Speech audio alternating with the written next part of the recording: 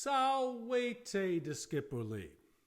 In today's video lesson, we are going to experience a boat race. You're going to meet two men, Bulimicus and Dumnorix. The rivalry between these two men will be part of stories for months in the future. Okay, let's get started. I will read the Latin out loud to you and then show you the translation. You can correct your attempted translation based on the translation presented to you. Remember that there are frequently more than one correct answer to different issues. So if you have a question about whether your translation is acceptable, although different from mine, please feel free to ask it either in our meeting or in an email. Procul in mari erat saxum ingens, hoc saxum erat meta. Far off in the sea was a huge rock. This rock was the goal point. Now what this means is the two boats are going to be leaving shore at the same time. They have to row themselves around this huge rock, and the first boat to make it back to shore is the winner, okay? Saxum is a neuter noun. You see here the um ending, which you first learned as an accusative singular. It can be a nominative singular ending of a neuter noun. Navis ad metam ruebant, navis regnensis, quam Dumnorix dirigebat, jam prior erat. The ships were rushing to the goal, always worth reviewing. The bant ending, were doing an action, okay? Now, regnensis, this means this is the name of the tribe. Dumnorix is the chieftain of this particular tribe, okay? The other chieftain, Bulimicus, is of the tribe the Cantiaci, and remember, King Cogidubnus is the kind of puppet king that the Romans have put over all of the Celts, okay? Now, ship, okay? Ship is a feminine noun, and that is why quam, the feminine accusative relative pronoun here, which Dumnorix was directing, was already in front. A tergo Bulimicus, gubernator Cantiacus, nautas suas vituperabat. From behind, Bulimicus, the Cantiacan captain, was cursing his own soldiers. Now, the word gubernator, which originally is the Latin word for like the captain of a ship, that is the source of our English word governor. And that is why when we have an election for a governor, we call it a gubernatorial race. Now, he was cursing his own sailors because they weren't rowing fast enough and they were falling behind.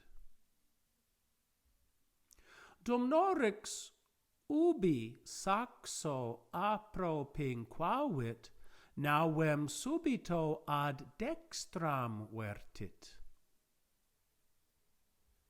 Dumnorix, when he approached the rock, turned suddenly to the right. Now you're going to notice something here.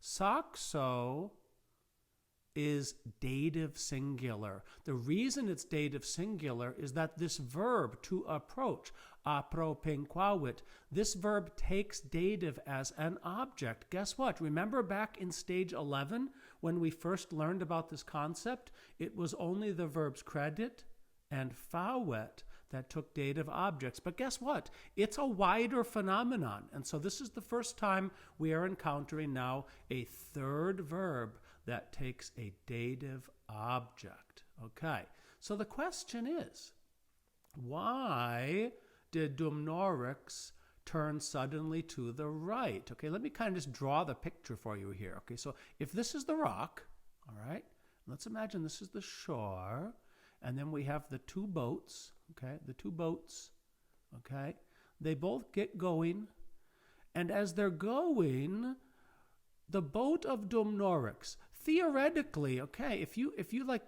go around the rock right this close, isn't that a shorter distance than if you do this? Okay, look, if you do this, you have a lot longer distance that you're covering, okay? Why is Dumnorix suddenly turning to the right? Here's why. Ecce inquit Dumnorix.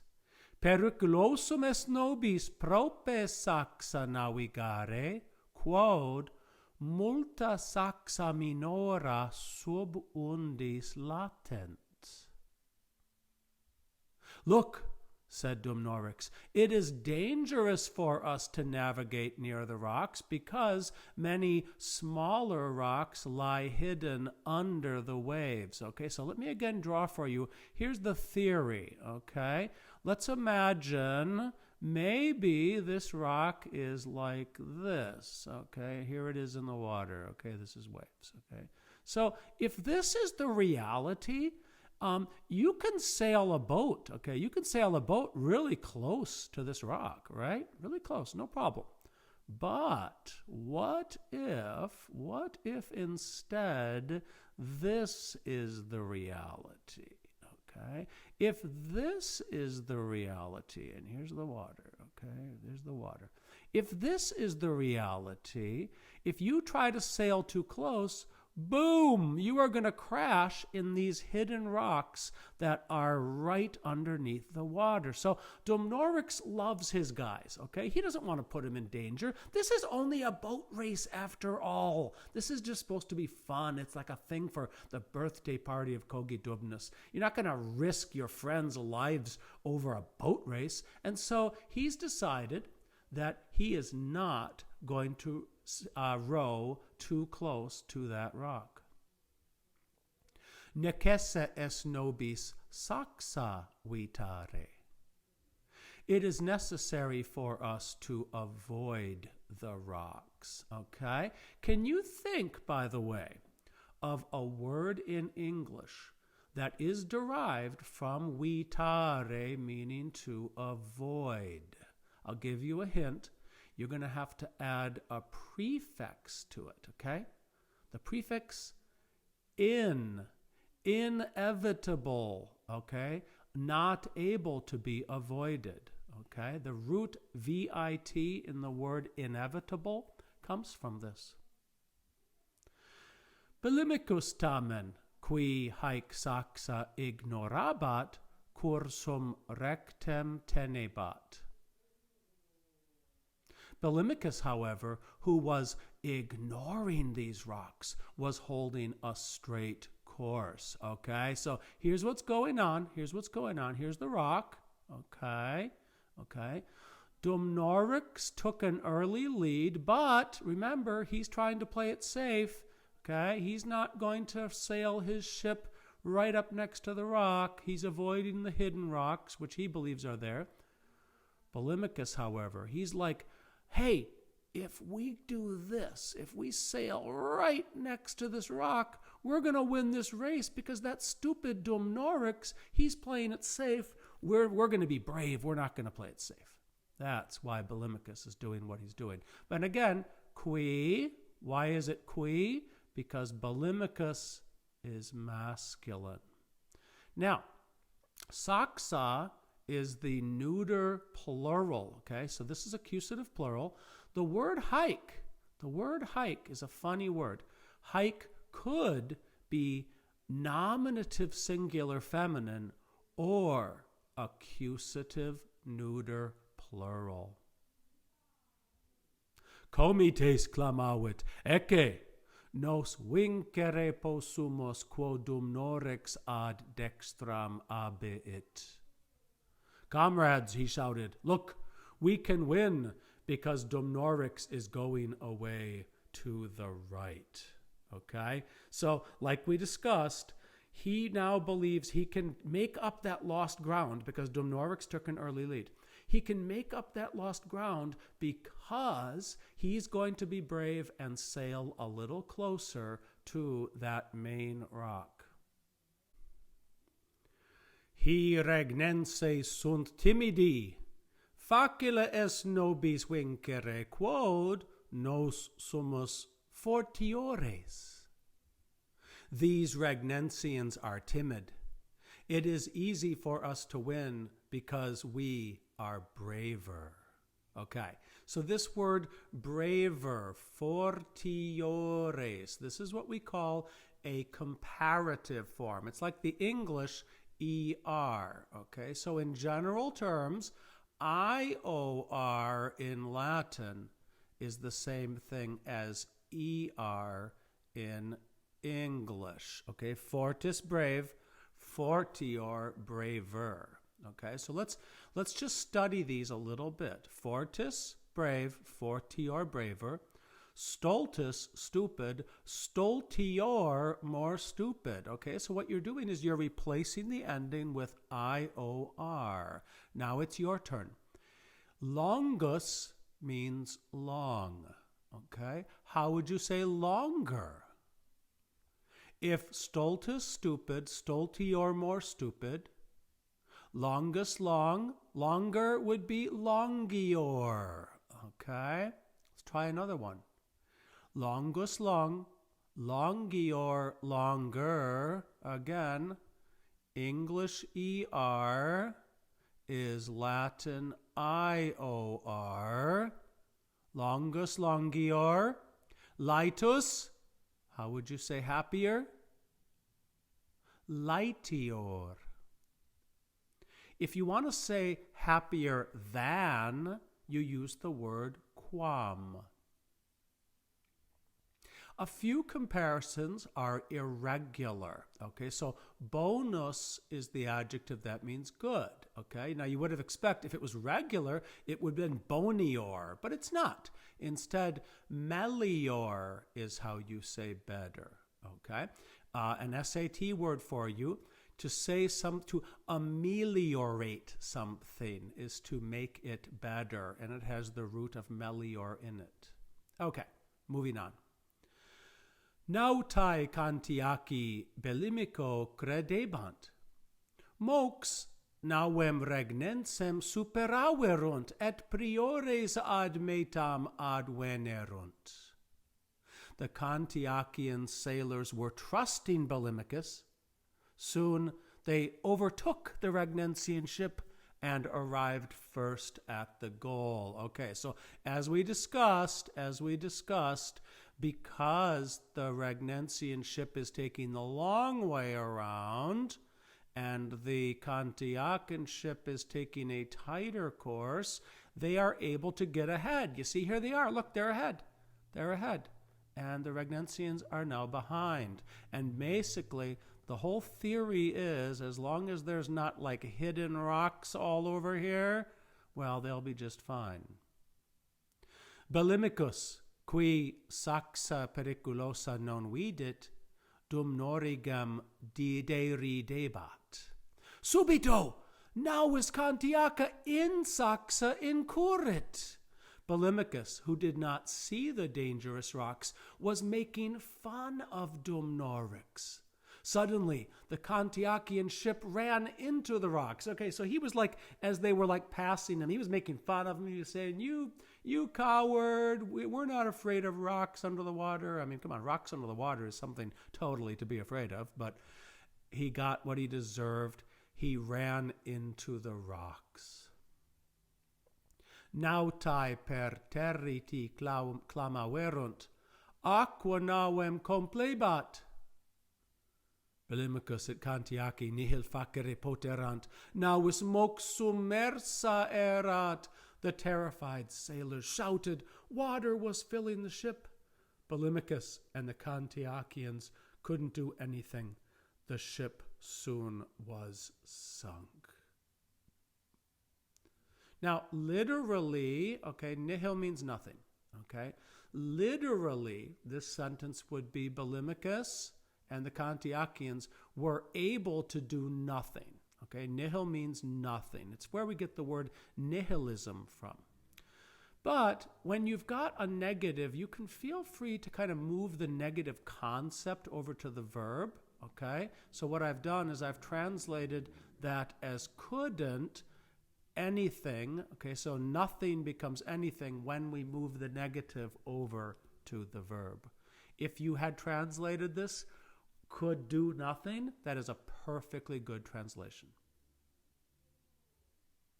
In terrea dum norux, qui summa cum cura navigabat, circum metam navem direxit. Navis ad litus incolumis pervenit. Meanwhile, dum norux, who was navigating with the highest care, directed the ship around the goal. The ship arrived safe to shore. Okay? Now, take a look at this phrase, summa cum cura. Okay? When you have a preposition, okay, cum is a preposition. When you have a preposition governing a noun, and that noun is described with an adjective, what Latin likes to do is adjective first, summa, preposition second, there's cum, and then the noun itself third, okay? We have the phrase, if you graduate, summa cum laude, okay, with great honors, okay? So just be aware of this construction. You're going to see it a lot. Summa cum cura, with the highest care. Multi spectatores dum norigem victorem lauda verunt. Regnenses laeti, Cantiaci miseri erant. Many spectators praised dum norix, the victor. The Regnensians were happy, the Cantiacians were sad. Now notice, this is really important. The verb erant occurs only once, okay? But we are actually pretending it exists twice, okay? Latin likes to do this, okay? We're going to see this a lot, okay? So the verb erant is functioning in this clause, regnensis erant laeti, and then it's functioning again logically. Cantiaci erant miseri, okay? But it only occurs once, and it occurs at the end of the sentence. Tum omnes ad mare oculos vertebant, difficile erat eiis nautas videre, quod in undis natabant. They all were turning their eyes to the sea. It was difficult for them to see the sailors because they were swimming in the waves. Eiis, this word eiis, this is dative plural, okay? So that's to or for them, eiis. Omnes tamen Bulimicum videre poterant, quod summo in saxo sedebat, madidus ad saxum haerebat, et auxilium postulabat. All, however, could see Bulimicus because he was sitting on the highest rock. Soaking wet, he was clinging to the rock and asking for help. Okay, so once again, here's that same construction we just got done discussing, okay? Adjective first, summo, goes with saxo, and the preposition comes in the middle of those two, okay? Very common construction. Okay, so here's the thing. How is Bulimicus and his people going to get back to shore? There's only one answer, believe it or not. They are going to have to face the humiliation of going back in the boat of their enemies, the Regnenses, okay? So Dumnorix is actually going to go out with his boat and bring those guys back, and you can imagine, having won the race, they're going to be kind of, they're going to be kind of rubbing it in a little bit. And what's about to happen here, Bulimicus is so humiliated by what has happened that he is going to seek revenge on Dumnorix in the most spectacular fashion.